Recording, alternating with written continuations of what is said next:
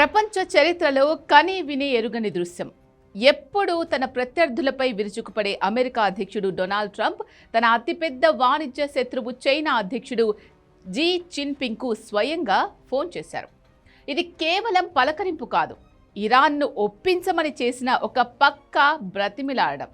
ఇరాన్ను ఒంటరి చేయాలని, వారిని శాంతి చర్చలకు తీసుకురావాలని ట్రంప్ చైనా సాయం కోరుతున్నాడు.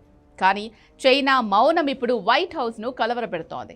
ట్రంప్కు యుద్ధం ఆపే మార్గం కనిపించలేదా, లేక ఇది తుఫానుకు ముందు ప్రశాంతత?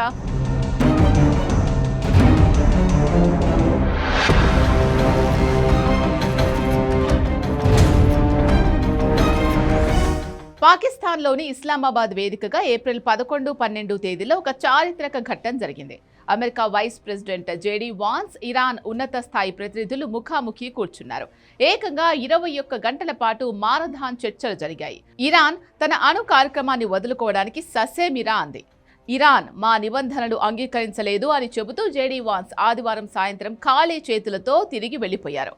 ఈ చర్చల విఫలం అంటే ఇక ఆయుధాలదే మాట అని ప్రపంచానికి స్పష్టమైపోయింది. చర్చలు ఫలించకపోవడంతో ట్రంప్ తన అసలు విశ్వరూపం చూపించారు. టెహరాన్ మా మాట వినడం లేదు, ఇక యుద్ధమే సమాధానం అన్నట్లుగా అమెరికా నేవీకి కీలక ఆదేశాలు జారీ చేశారు.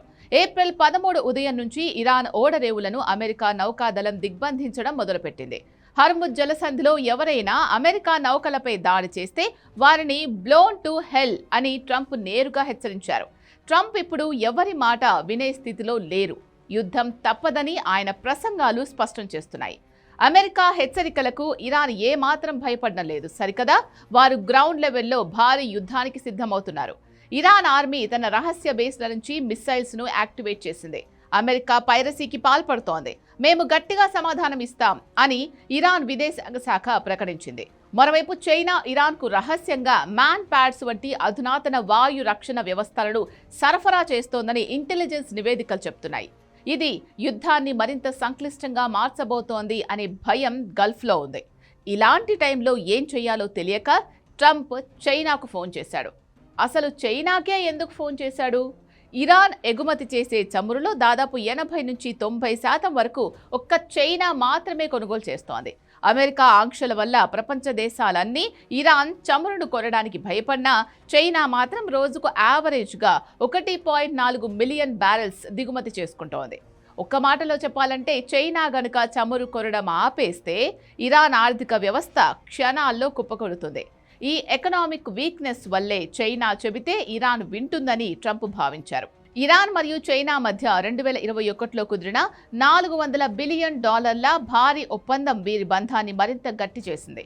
చమురు, బ్యాంకింగ్, రైల్వేలు మరియు ఇన్ఫ్రాస్ట్రక్చర్ రంగాల్లో చైనా భారీగా పెట్టుబడులు పెడుతోంది. ఇరాన్ మనుగడకు ఇంతటి భారీ ఆర్థిక మద్దతిస్తున్న దేశం మరొకటి లేదు. అందుకే ఈ బిగ్ బ్రదర్ పాత్రను ఉపయోగించుకొని యుద్ధాన్ని ఆపమని ట్రంప్ చైనా అధ్యక్షుడు జీ జిన్పింగ్ను కోరారు. చైనా కేవలం ఇరాన్ నుంచే కాకుండా హర్ముజ్ జలసంధి ద్వారా వచ్చే ఇతర గల్ఫ్ దేశాల చమురు మీద కూడా భారీగా ఆధారపడింది. యుద్ధం తీవ్రమైతే చమురు ధరలు పెరిగి చైనా ఆర్థిక వ్యవస్థకు దెబ్బ తగులుతుంది. అందుకే తన సొంత లాభం కోసమైనా చైనా ఇరాన్ను నియంత్రిస్తుందని ట్రంప్ అంచనా వేస్తున్నాడు. ఈ క్రమంలోనే గత వారం ఒక తాత్కాలిక 2 వారాల కాల్పుల విరమణ కుదర్చడంలో చైనా తన వంతు పాత్ర పోషించిందని టాక్. ఇరాన్ చైనా చెప్తేనే ఒప్పుకుందని టాక్ కూడా.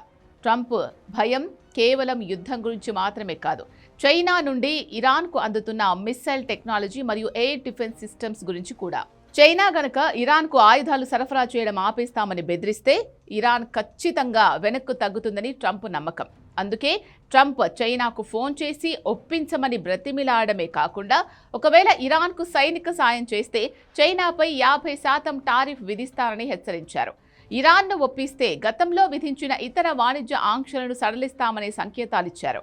ట్రంప్ లెక్క ప్రకారం ఇరాన్కు డబ్బు మరియు ఆయుధాలు ఇచ్చే ఏకైక మూలం చైనా. ఆ మూలాన్ని కదిలిస్తే ఇరాన్ తోక ముడుస్తుందని ఆయన ప్లాన్. కానీ ఇస్లామాబాద్ చర్చల విఫలం తర్వాత చైనా ఇరాన్కు రహస్యంగా సాయం చేస్తోందన్న వార్తలు ట్రంప్కు నిద్ర లేకుండా చేస్తున్నాయి. వెస్ట్రన్ దేశాల మాట వినని ఇరాన్ తన ప్రధాన పెట్టుబడిదారు అయిన చైనా మాటను కాదనలేదని ట్రంప్ భావన.